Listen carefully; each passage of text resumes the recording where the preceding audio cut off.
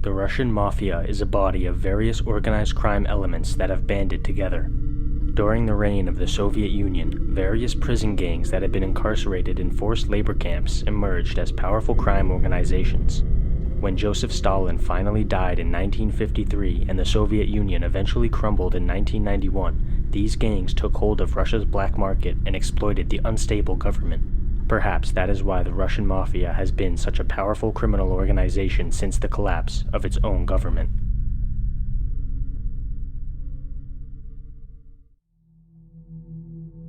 Brooklyn, New York City, 1995.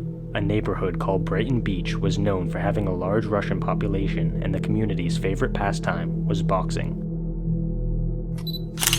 31-year-old Sergei Kobazev was a 195-pound cruiserweight who had only ever lost one fight. Sergei was well educated, had a military background in Russia, and he was well known in Brighton Beach. His trainer said that he was using boxing as a means to improve himself. Sergei's girlfriend had a son from a different partner, and her son looked up to Sergei, who had taught him how to throw a punch, but also taught him to never use violence for the wrong reasons. By all accounts, Sergei was a well-respected and beloved man within his community, which makes what happened next all the more shocking. On November 8th of 1995, Sergei mysteriously vanished without a trace.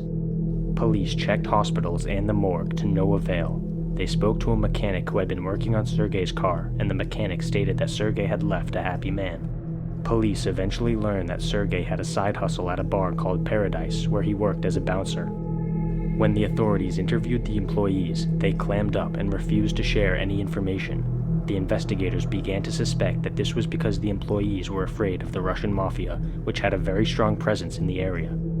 The investigators tried to find a link between Sergei and the Mafia, but they came up empty-handed. He was not involved with their line of work in any way. 2 leads unrelated to the Mafia were generated because of how difficult it would be to prove the Mafia's involvement. One was that Sergei had suffered an emotional spiral after losing his first fight in Paris just 2 weeks before his disappearance. However, this theory quickly fell apart when they learned that Sergei had been dead set on getting a rematch. The second theory came after his car was found abandoned in a parking lot.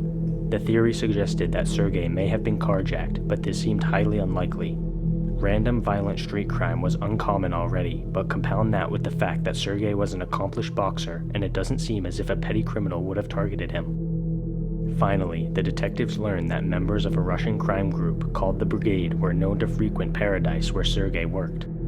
Police interviewed the employees once again, but everyone kept quiet out of fear. It seemed as if nobody wanted to get on the bad side of the Brigade. However, as time went on, numerous different informants came forward to report that there had been an altercation between Sergei and a group of rough-looking men at Paradise. Apparently, Sergei had been told to throw out the men after they had a violent confrontation with the bar's house band. When the police questioned a band member about his broken nose, he told them it wasn't from a punch, but rather he had fallen. The lack of openness led to Sergei's case going cold. Eventually, after years of investigating Sergei's disappearance with no success, a group of men were arrested in a RICO sting operation. One of these men was Alexander Spachenko, a high-level mobster who was described as a monster of a human being. Spachenko agreed to be a federal witness in exchange for protection for his family. After the deal was struck, Spachenko reportedly said the chilling phrase, "I bet you want to know about the boxer." Spachenko named 3 street-level brigade lieutenants who had been responsible for Sergei's murder. They had been the men Sergei had ejected from the bar on the night in question, and Spachenko had urged them to get revenge for their humiliation. They shot Sergei in the back, broke his neck, and proceeded to bury him in Spachenko's backyard in New Jersey. Sergei's body was dug up and officially identified by the authorities, confirming Spachenko's story. 2 of the men involved had already been arrested for unrelated reasons, and they were both found guilty and sentenced to life in prison. The 3rd man had fled the country after the murder, but he was apprehended somewhere in Eastern Europe. He was sentenced to 10 years in prison, and he helped the FBI with a financial fraud case after his release. Spachenko entered witness protection with his family.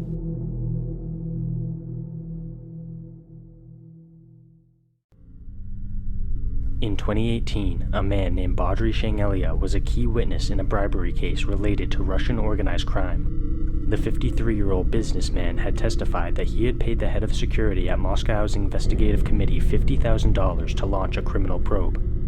The head of security, Mikhail Maximenko, was eventually sentenced to 13 years in prison for receiving a $500,000 bribe from a mob boss in exchange for softening the sentences of gang members who had been involved in a restaurant shooting. Unfortunately, being a witness in a case involving organized crime is not what I would call safe. Badri Shangelia was found dead inside a Mercedes on a highway in St. Petersburg. He had been shot several times by an unidentified vehicle.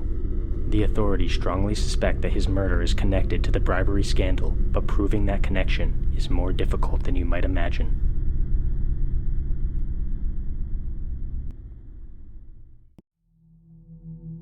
"43-year-old Andrei Vershinin was highly accomplished in his line of work, and people sought him out to hire him for their businesses because of his skill in the field. What exactly was his line of work, you might ask?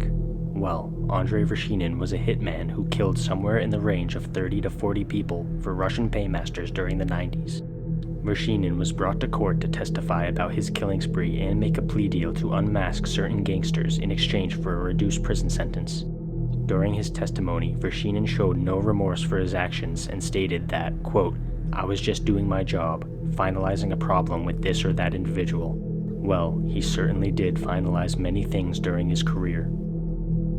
Vershinin's preferred method of assassination was shooting the victim from point-blank range.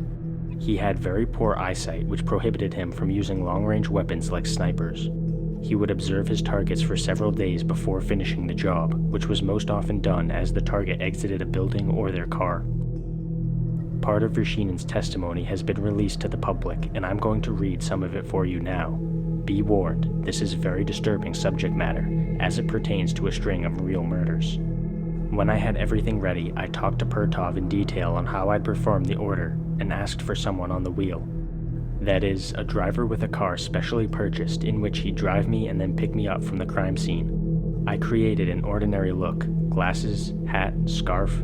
I came close, shot, and ran away fast. I'd find a residential building nearby, get changed there, throw off my working clothes, and run to the car. Normally, the car would wait for me in a nearby yard, sometimes farther. Ideally, leaving should have taken 3 minutes, but it didn't always happen that way. Sometimes there were delays. Vershinin's sentence is scheduled to end in 2028, and he will be a free man. It gives me the chills to think that someone who is capable of murdering upwards of 40 people without so much as an ounce of regret will be walking the streets freely. Of course, that's if, and only if, the gang members he ratted out don't get to him first.